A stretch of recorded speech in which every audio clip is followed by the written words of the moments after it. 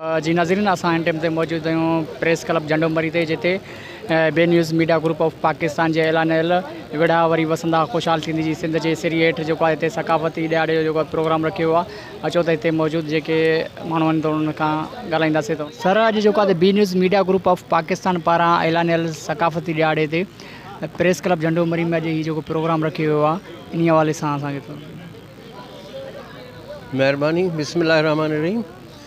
ही क़दीम सिंध खां वठी इहे प्रोग्राम थींदा रहिया आहिनि, पर तारीख़ ॿुधाए थी त असांजी सिंध 5000 साल खां बि अॻे जी सकाफ़त रखे थी। पोइ उहो जेकी आहिनि ओञाण पुराणनि किन किताबनि में मिलनि था, पर ज़ाहिर आहे त हाणे हिन वक़्तु जेको आहे असांखे उन जा सबूत गॾु करणु मुश्किल आहे, छो जो उन वक़्त जी ज़ुबान जेका हुई उन में जेकी कुझु लिखियलु हो या असां मोहन जे दड़े में जेको इन्हनि जा ॾिठा आहिनि आसार, त उन मुताबिक़ घटि में घटि 5000 साल त असांखे बि ख़बर आहे। पर जॾहिं खां ही काइनात वजूद में आई आहे, ज़मीन धरती रब सां ई ठाही आहे, त उन वक़्तु बि सिंध ख़ितो त पंहिंजी जाइ ते हो, पर उन जी ख़बर कान पे पई त इहो केतिरो वसी आहे।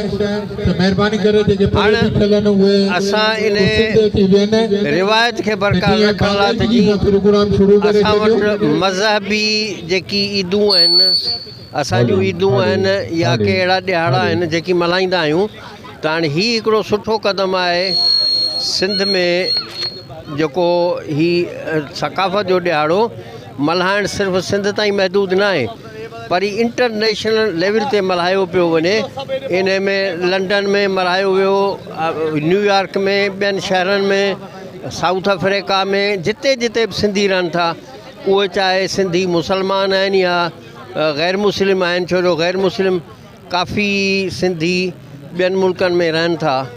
ऐं काफ़ी मुल्कनि जो दौरो करे चुको आहियां, त उते मूं ॾिठो जॾहिं की सिंधी खे का टोपी पातल आहे या अजरक पातल आहे, तूं तमामु इज़त कनि था।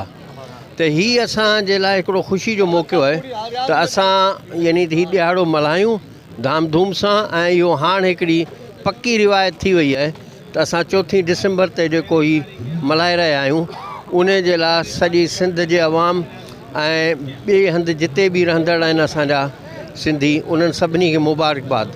बिस्मिल्लाहिर्रहमानिर्रहीम।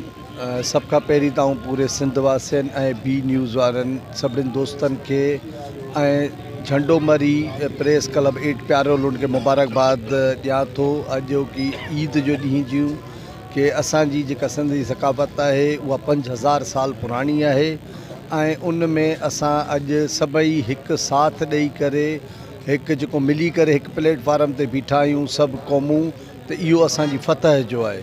ऐं इन जो सॼो जेको बि किरदारु आऊं पेश कयां थो बी न्यूज़ जी टीम खे ऐं बी न्यूज़ खे, जिन्हनि हिननि एॾे नंढे अरसे में एतिरा माण्हू गॾु कया। अॼु ही प्यारो तारीख़ जो टाउन कमेटी प्यारो जो वॾो तारीख़ी प्रोग्राम थियो आहे, जंहिंमें हज़ारनि जी तादाद में माण्हू ऐं सवन में गाॾियूं हुयूं।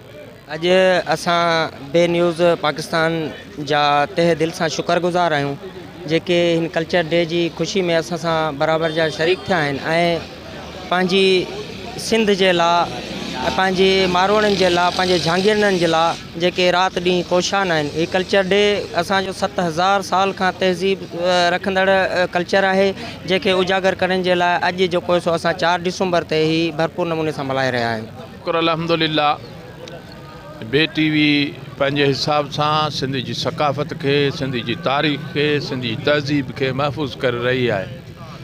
हीअ सिंध असांजी जेका आहे सा तमदुन जी माउ आहे, तारीख़ ऐं तहज़ीब जी माउ आहे। सिंध जो माण्हू अजरक टोपी पाए हलंदो हो त बाक़ी जेके दुनिया जा माण्हू अञा गारनि में रहंदा हुआ, पर ही सकाफ़त तारीख़ किताबनि ताईं महदूद हुई ऐं सिंध जे ख़िते ताईं महदूद हुई। पर शाबाश हुजे हिन मीडिया खे, ख़ासि करे बे टीवी वारनि खे, जिन सिंध जी सकाफ़त, सिंध जी तारीख़, सिंध जे रीतनि रस्मनि खे उजागर करे दुनिया ताईं पहुचायो आहे। बिस्मिल्लाहिर्रहमानिर्रहीम। सभ खां पहिरीं त आउं बे न्यूज़ जे टीम जो तहे दिलि सां मशकूर एहसानमंद आहियां, जो इक़्ता ॾियारे जे प्रोग्राम ते अॼु पंहिंजे इन सिंधियुनि जे मिसकिन ऐं ग़रीब माण्हुनि जे जेको आवाज़ खे बुलंद करण लाइ निकितल आहे। ऐं उमेदु आहे त उन्हनि जे जेके ॾुखनि ऐं सुखनि जे लाइ जेको बे न्यूज़ तरफ़ां कमु कया विया आहिनि बे इंतिहा वधीक आहिनि। ऐं जेको अॼु ॿोॾ सतायल माण्हुनि जो जेको रुझान ऐं जेको इलाइक़े में जेको गुरबत काए पई आहे ऐं उन जे हवाले सां जेको हिन आवाज़ु उथारियो ऐं उन मिसकिन माण्हुनि सां यकदती जो प्रोग्राम करे ऐं बे न्यूज़ पंहिंजो हिकिड़ो गॾु हुअण जो सबूत ॾिनो आहे। असां तहे दिलि सां मशकूर अहसान मंद आहियूं बे न्यूज़ जे टीम जा। वॾी महिरबानी। बिस्मिल्लाहिर्रहमानिर्रहीम। साईं असां ख़ुसूसन चैनल जा असां मशकूक आहियूं जंहिं असां ॾिसूं पिया त हिन ॿोॾ मुतासिरनि जी पहिरीं त मदद कई आहे, हर जॻह में अहवाननि ताईं आवाज़ु पहुचायो आहे ऐं उन खां पोइ अॼु अवी ॾिसो पिया त हिते तव्हांखे को बि पार्टी जो माण्हू नज़र कोन ईंदो, सिर्फ़ु सिंधी नज़र ईंदा।